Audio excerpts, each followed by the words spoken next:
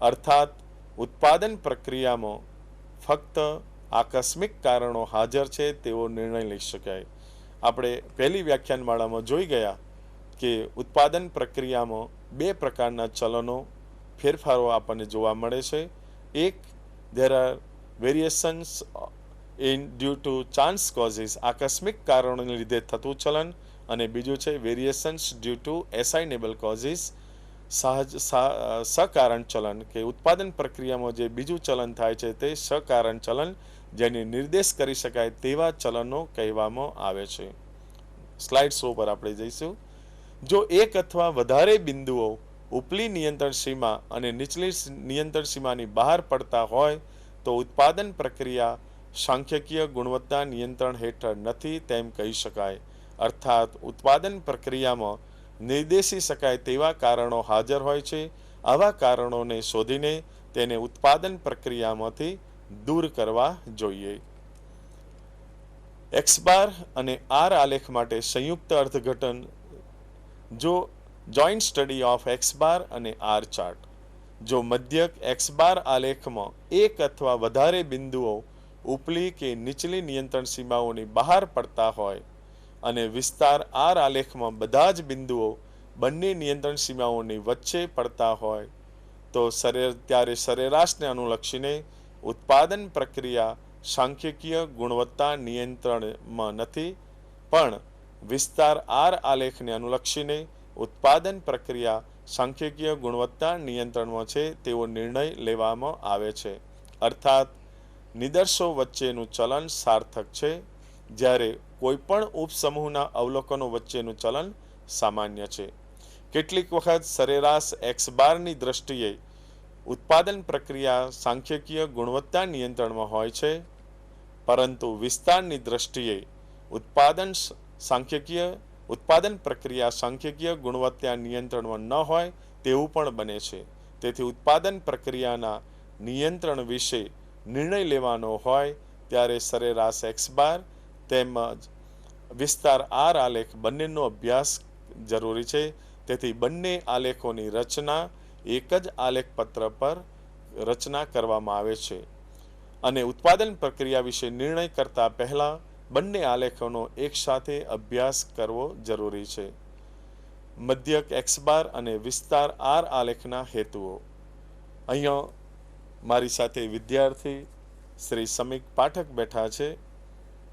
એમને પણ જ્યારે કોલેજમાં અધ્યયન કરતા હોય અને આના વિશે જ્યારે આપણે ઉત્પાદન પ્રક્રિયા પરથી આપણે નિદર્શો લઈએ ત્યારે એ નિદર્શોનો જ્યારે આપણે એક્સ બાર અને આલ આલેખની રચના કરતા હોઈએ ત્યારે એ નિદર્શો પરથી ઉત્પાદન પ્રક્રિયા વિશે આપણે જ્યારે કોઈ નિર્ણય લેવા માગતા હોઈએ ત્યારે આપણને કોઈ કન્ફ્યુઝન હોય તો એના વિશે પણ આપ પૂછી શકો. સમીકજી, આપણે જ્યારે બંને જે એક્સ બાર અને આર ચાર્ટ જે છે તે બનાવતા હોઈએ છીએ ત્યારે બંનેનું એક સાથે અધ્યયન કરવું એ જરૂરી જ છે કે એને ના કરીએ તો બી ચાલે? જ્યારે આપણે ઉત્પાદન પ્રક્રિયા પરથી નિદર્શો લઈએ છીએ અને નિદર્શમાં અવલોકનોની સંખ્યા હોય અને એના પરથી આપણે દરેક નિદર્શ માટે અવલોકનો આપેલા હોય તો અવલોકનો દરેક નિદર્શ માટે આપણે સરેરાશ એક્સ બારની કિંમત શોધીએ છીએ. દરેક નિદર્શ પરથી એક્સ બાર શોધીશું અને એક્સ બાર પરથી આપણે સમ ઓફ એક્સ બાર શોધીશું અને સમ ઓફ એક્સ બાર ડિવાઇડેડ ભાગ્યા આપણે નિદર્શોની સંખ્યા મૂકીશું તો આપણને એક્સ ડબલ બાર સરેરાશ મળશે. તો એક્સ ડબલ બાર શું જણાવે છે કે નિદર્શમાં ચલન છે, નોંધપાત્ર છે કે નહીં, સાર્થક છે કે નહીં, એનો આપણે અભ્યાસ કરીએ છીએ. જ્યારે વિસ્તાર આર આપણે જ્યારે શોધીએ છીએ દરેક નિદર્શ માટે તે દરેક નિદર્શમાં અવલોકનો આપ્યા છે અને એ અવલોકનમાં મહત્તમ કિંમતમાંથી લઘુત્તમ કિંમત બાદ કરીએ તો દરેક નિદર્શમાં અવલોકન વચ્ચે જે ફેરફારો ચલન મળે છે તે આપણને મળે છે અને એના પરથી sum of R divided by M નિદર્શની સંખ્યા લઈશું તો આપણને આર બારની કિંમત મળે છે, વિસ્તારની કિંમત મળે છે. હવે વિસ્તાર આલેખ જ્યારે આપણે રચના કરીએ ત્યારે દરેક નિદર્શના અવલોકનોમાં ચલન શું છે એ આપણને ફેરફાર દર્શાવે છે. તેથી એક્સ બાર આલેખની રચના કરીએ અને આર આલેખની રચના કરીએ ત્યારે સંયુક્ત અર્થઘટન જરૂરી છે કે દરેક નિદર્શમાં ચલન નોંધપાત્ર છે કે નહીં. અને બીજું છે નિદર્શના અવલોકનોમાં જે ફેરફાર થતો હોય, ચલન થતું હોય, એ વિસ્તારની આલેખથી આપણને મળવા પાત્ર છે. તેથી બંને આલેખો એક જ આલેખપત્ર પર દોરીએ તો એ વધુ હિતાવહ છે. નેક્સ્ટ સ્લાઇડ પર આપણે આગળ જઈશું. સામાન્ય રીતે એક્સ બાર અને આર આલેખ નીચેના હેતુઓ માટે દોરવામાં આવે છે. શા માટે એક્સ બાર અને આર આલેખની આપણે રચના કરીએ છીએ, એના હેતુ શું છે? તો અહીંયા objectives of drawing X bar and R chart, ઉત્પાદન પ્રક્રિયા સાંખ્યકીય નિયંત્રણમાં છે કે નહીં તેનો નિર્ણય લેવા માટે, અને જો ઉત્પાદન પ્રક્રિયા સાંખ્યકીય નિયંત્રણમાં ના હોય તો ચલનના કારણો શોધીને તેને ઉત્પાદન પ્રક્રિયામાંથી દૂર કરવા જોઈએ.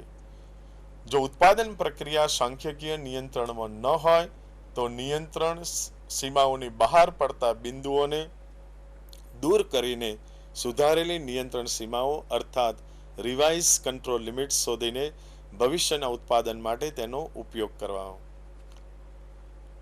ત્રીજો, નિર્દિષ્ટ સીમાઓ સ્પેસિફિકેશન લિમિટ્સ પ્રક્રિયાની સીમાઓ પ્રોસેસ લિમિટ્સ સાથે સુસંગત છે કે કેમ તે નક્કી કરવું. ઉત્પાદિત થયેલો માલ બજારમાં સ્વીકાર્ય છે કે કેમ તે અંગે નિર્ણય લેવા માટે. પાંચમો મુદ્દો છે ઉત્પાદન પ્રક્રિયામાં નિયત ગુણવત્તાનું ધોરણ જળવાયું છે કે કેમ તે નક્કી કરવા માટે. 6th પોઈન્ટ, જો ઉત્પાદન પ્રક્રિયા સાંખ્યકીય નિયંત્રણમાં ન હોય તો મધ્યક એક્સ બાર અને વિસ્તાર આર આલેખના સંયુક્ત અર્થઘટનથી સરેરાશની દ્રષ્ટિએ કે વિસ્તારની દ્રષ્ટિએ ઉત્પાદન પ્રક્રિયા નિયંત્રણમાં નથી તે નક્કી કરી યોગ્ય સુધારા સૂચવવા.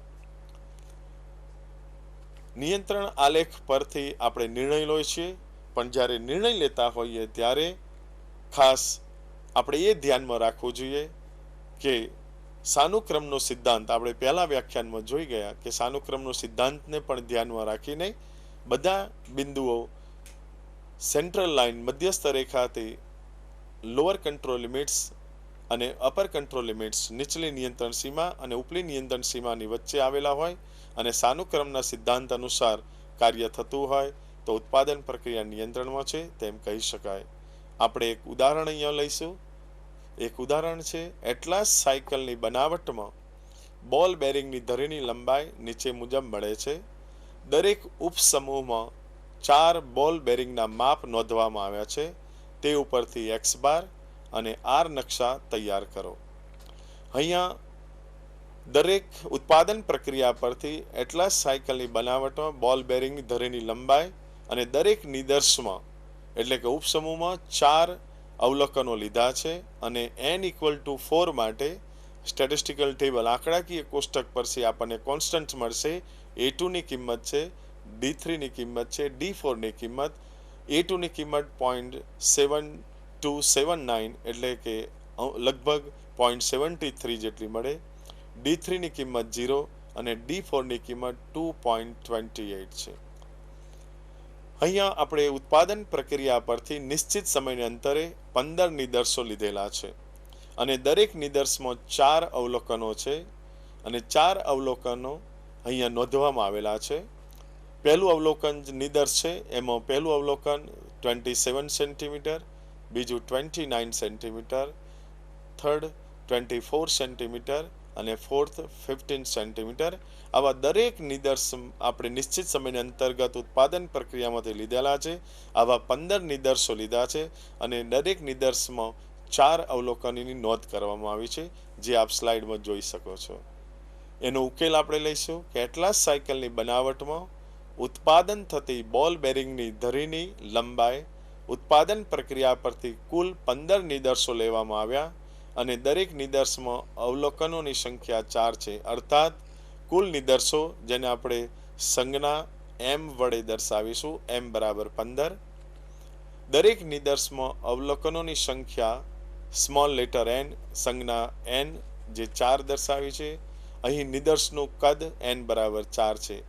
આંકડાકીય કોષ્ટક પરથી અચલાંકોની કિંમત n=4 માટે A2 ની કિંમત 0.729 લગભગ 0.73, D2ની કિંમત 2.059, D3ની કિંમત 0 અને D4ની કિંમત 2.282 લગભગ 2.28 જેટલી આપણને મળે છે.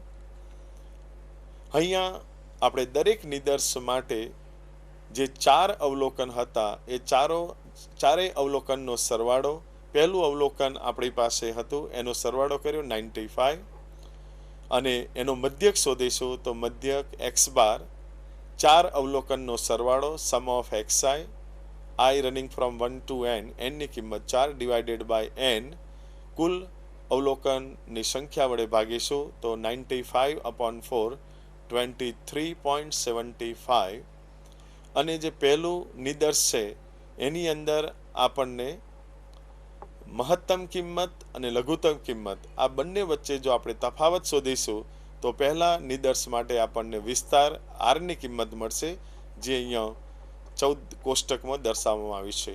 આ પ્રમાણે આપણે દરેક નિદર્શ માટે અવલોકનનો સરવાળો, અવલોકનના સરવાળાને 4 વડે ભાગીશું કારણ કે દરેક નિદર્શમાં 4 અવલોકન છે, તેથી મધ્યક દરેક નિદર્શ માટે આપણે 4 થી ભાગીશું તો દરેક નિદર્શના મધ્યકો મળશે અને દરેક નિદર્શ માટે મહત્તમ કિંમતમાંથી લઘુત્તમ કિંમત બાદ કરીશું તો આપણને વિસ્તારની કિંમતો મળશે અને કોષ્ટકમાં મધ્યકનો સરવાળો સમ ઓફ એક્સ બાર આપેલો છે અને વિસ્તાર r ની કિંમત સમ ઓફ r આપેલી છે. સમ ઓફ એક્સ બારની કિંમત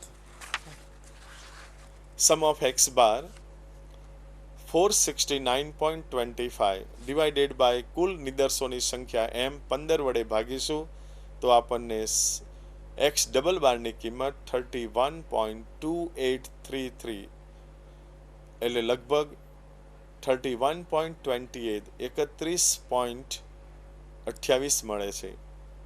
એ પ્રમાણે દરેક નિદર્શ માટે આપણે રેન્જ r વિસ્તાર શોધ્યો છે એના પરથી sum of r divided by m નિદર્શોની સંખ્યા કરીશું તો 320/15 કરીશું તો આ કિંમત 21.3333 એટલે લગભગ 21.33 આપણને મળે છે.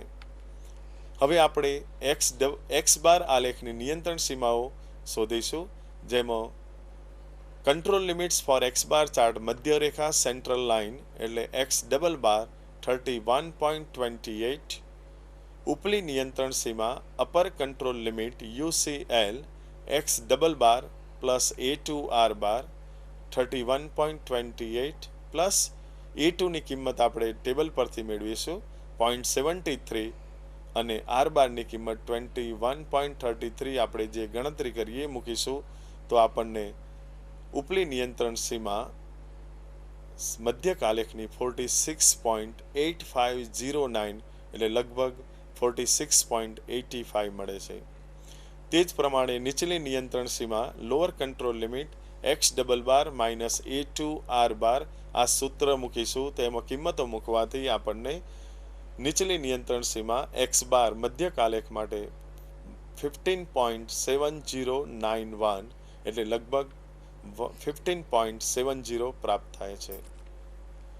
તે જ પ્રમાણે વિસ્તાર આલેખની નિયંત્રણ સીમાઓ control limits for R chart એની આપણે ગણતરી કરીશું તો મધ્ય રેખા સેન્ટ્રલ લાઇન આર બાર 21.33, ઉપલી નિયંત્રણ સીમા upper control limit D4 R bar અને D4ની કિંમત આપણે n બરાબર 4 પરથી કોષ્ટક પરથી મેળવી છે 2.28 મલ્ટીપ્લાય R બારની કિંમત 21.33 એટલે 48.6324 that approximately લગભગ 48.63 મળે છે. નીચલી નિયંત્રણ સીમા R આલેખની lower control limit for R chart D3 R bar અને n ઇક્વલ ટુ 4 પ્રમાણે D3ની કિંમત કોષ્ટક પરથી 0 મળે છે અને R બારની કિંમત મૂકીશું તો નીચલી નિયંત્રણ સીમા અહીં આપણને 0 પ્રાપ્ત થાય છે. હવે આના પરથી આપણે યોગ્ય સ્કેલ લઈને આલેખની રચના કરીશું. અહીંયા પહેલો આલેખ પત્રક 1 દર્શાવ્યો છે. આલેખ પત્ર 1ની અંદર આપણને x અક્ષ પર નિદર્શ ક્રમ લીધેલો છે, 1 થી 15 આપણી પાસે નિદર્શો છે અને y ધરી પર y અક્ષ પર x બારની કિંમતો આપેલી છે અહીંયા એક્સ ધરી પર સ્કેલ યોગ્ય સ્કેલ લેવામાં આવે છે. યોગ્ય સ્કેલ એટલે 1 સેન્ટીમીટર બરાબર આપણે 1 એકમ લઈને અહીંયા ગ્રાફ બનાવ્યો છે. અને વાય અક્ષ પર એક્સ બારની કિંમતો અને નીચલી નિયંત્રણ સીમા અને ઉપલી નિયંત્રણ સીમા એને ધ્યાનમાં રાખીને આપણે અહીંયા યોગ્ય આલેખ એટલે 1 સેન્ટીમીટર બરાબર 5 એકમ લઈને એક્સ બાર આલેખની રચના કરી છે. અહીંયા આલેખ પત્રક 1 પરથી આપણે જોઈ શકીએ છીએ કે બધા જ બિંદુઓ મધ્ય રેખાની બંને બાજુ યદચ્છ રીતે આવેલા છે તથા ઉપલી નિયંત્રણ સીમા અને નીચલી નિયંત્રણ સીમાઓની વચ્ચે આવેલા છે. આમાં આપણે સાનુક્રમનો સિદ્ધાંત પણ ધ્યાનમાં રાખીને આપણે નિર્ણય પર જઈએ તો ઉત્પાદન પ્રક્રિયા સરેરાશ અને અનુલક્ષીને સાંખ્યકીય નિયંત્રણ હેઠળ છે. અર્થાત ઉત્પાદન પ્રક્રિયામાં ફક્ત આકસ્મિક કારણો હાજર છે અને નિદર્શોના સરેરાશની કિંમતો વચ્ચે તફાવત નોંધપાત્ર નથી તેમ કહી શકાય. બીજો આલેખ આપણે આર આલેખની રચના કરી. આર આલેખ બતાવશો આપણે સ્લાઇડ એની પર જઈશું. આલેખમાં પાછળ થોડા જઈશું. આર આલેખમાં એના આગળ હજુ બીજો આલેખ આલેખ પત્રક 2 આપેલું છે જેમાં આર આલેખ અહીંયા દર્શાવવામાં આવ્યો છે. જેમાં યોગ્ય સ્કેલ એટલે એક્સ ધરી પર આપણે એક્સ ધરી પર નિદર્શ ક્રમ લઈએ છીએ. અહીંયા 15 ઉત્પાદન પ્રક્રિયા પરથી 15 નિદર્શો લેવામાં આવ્યા છે. એટલે અહીંયા સેન્ટીમીટરમાં આલેખ પત્ર છે એટલે 1 સેન્ટીમીટર બરાબર 1 એકમ. અને વાય અક્ષ પર અહીંયા વિસ્તાર આરની કિંમતો લઈશું અને સાથે આપણે નીચલી નિયંત્રણ સીમા D3R બાર 0 પ્રાપ્ત થઈ છે અને અપર કંટ્રોલ લિમિટ્સ ઉપલી નિયંત્રણ સીમા એ ધ્યાનમાં રાખીને આપણે વાય અક્ષ પર આરની કિંમતો લઈશું અને તેનાથી આલેખ પત્રક 2 ઉપરથી આપણે જોઈ શકીએ છીએ કે બધા જ બિંદુઓ મધ્ય રેખાની બંને બાજુ યદચ્છ રીતે તથા ઉપલી નિયંત્રણ સીમા અને નીચલી નિયંત્રણ સીમાઓની વચ્ચે આવેલા છે. તેથી ઉત્પાદન પ્રક્રિયા વિસ્તાર આર આલેખને અનુલક્ષીને સાંખ્યકીય નિયંત્રણ હેઠળ છે. નિદર્શની અંદરના ચલનમાં તફાવત નોંધપાત્ર નથી તેવું આપણે કહી શકાય. હવે બીજા પ્રકારના આલેખો છે કે 2 પ્રકારના આલેખો અહીંયા બતાવવામાં આવે છે. એક ચલનાત્મક આલેખ છે કે ઉત્પાદન પ્રક્રિયા પરથી આપણે જે નિદર્શ લઈએ છીએ નિદર્શમાં અવલોકનો હોય છે એ ઉત્પાદિત વસ્તુ જો માપ લઈ શકાય તેવું હોય તેના માટે આપણે ચલનાત્મક આલેખ અને ઉત્પાદિત વસ્તુનું માપ લઈ શકાતું ન હોય પરંતુ ગુણવત્તા લક્ષણ માપી શકાય તેવું ન હોય પરંતુ ઉત્પાદિત વસ્તુ કોઈ નિશ્ચિત ગુણધર્મ ધરાવે છે કે નહીં. જો ઉત્પાદિત વસ્તુ અમુક ગુણધર્મ ધરાવે તો સારી અથવા ઉત્પાદિત વસ્તુ ખામી રહિત વસ્તુ ગણવામાં આવે છે અને જ્યારે ઉત્પાદિત વસ્તુ અમુક ગુણધર્મ ધરાવતી ન હોય તેને ખરાબ અથવા ખામીવાળી વસ્તુ ગણવામાં આવે છે. ધારો કે કોઈ પણ ઇલેક્ટ્રિક બલ્બ સારો છે કે નહીં, કોઈ પણ ટાંકણી ઉત્પાદિત થતી હોય ઉત્પાદન તો અણીવાળી છે કે નહીં, કોઈ કાચનું ઉત્પાદન કરતી હોય કંપની તો કાચમાં તિરાડ પડી છે કે નહીં, એટલે કાચ ખામીવાળો છે કે ખામી રહિત છે, ટેલિવિઝન સેટ સારો છે કે ખામીવાળો છે. ઉપરોક્ત ઉદાહરણોમાં ગુણવત્તા લક્ષણ માપી શકાતું નથી પરંતુ નિરીક્ષણ કરી શકાય છે. અર્થાત ઉત્પાદિત વસ્તુ ખામીવાળી છે અથવા ખામી વગરની છે એમ 2 વિભાગમાં વિભાજિત કરી શકાય છે. તેની ગુણવત્તાના નિયંત્રણ માટે જે આલેખ